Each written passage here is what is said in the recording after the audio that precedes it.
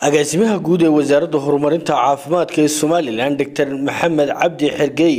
oo maanta warbaahinta kula hadlay magaalada Hargeysa ayaa sheegay in hal qof oo cusub laga helay xanuunka coronavirus sidoo kalena sheegay inuu hal qof ka bogsaday xanuunkaasi taasoo tirada guud ee dadka uu helay xanuunka coronavirus Soomaaliland ka dhigaysa 6 ruux intuu haya xilligan ay yihiin 5 ruux waxaan maanta idin la wadaagayaa in tiradeenii hore 5 qof ahayd ay ku soo kordhay hal xaalad oo shalay confirmation-keedu uu noo yimi sidaa daraadeed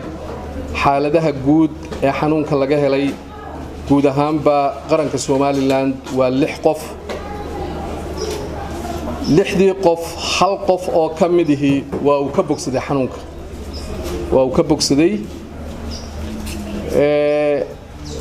shanta qof kalena wali waxa aan ku wadnaa ilaaleyntii waana caafimaad qabaan aad iyo aadna way wanaagsan yihiin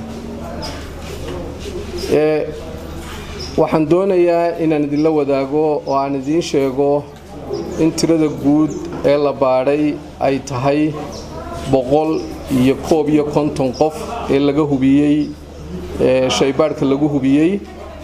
waxa kale oo idin sheegayaa in dadka laga screen gareeyay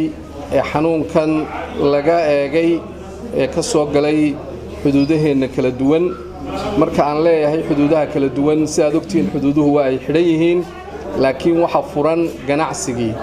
marka dadka aan ka hadlaynaa waa dadka la socday baabuurta ganacsiga ee kala duwan ee xuduudaha kala duwan ka soo gala ee loo ogol yahay haday darawal tahay iyo haday dadka kale ee baabuurta u shaqeynayaba ay tahay dadkaasi la hubiyay waxa weeyaan 1 qof oo aan lagu arag waxaalada oo xanuunka qaba waxa kale oo la wadaagayaa waan soo kordhinay oo aad horeba u ogeydeen inaynu sameynay call center si fiican u shaqeynaya call center kaasi 24 saacadood u dambeeyay waxa soo garaacay 240,000 oo qof 240,000 ayaa soo garaacay 24 saacadood u dambeeyay oo loo jawaabay oo baahiyihii ay kala duwanaayeen amba informationkii xanuunka ee COVID-19 uu centerkan callku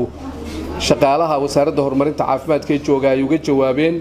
oo ay ka qanciyeen wixii ay kala hadlayeen cidii meel loo diray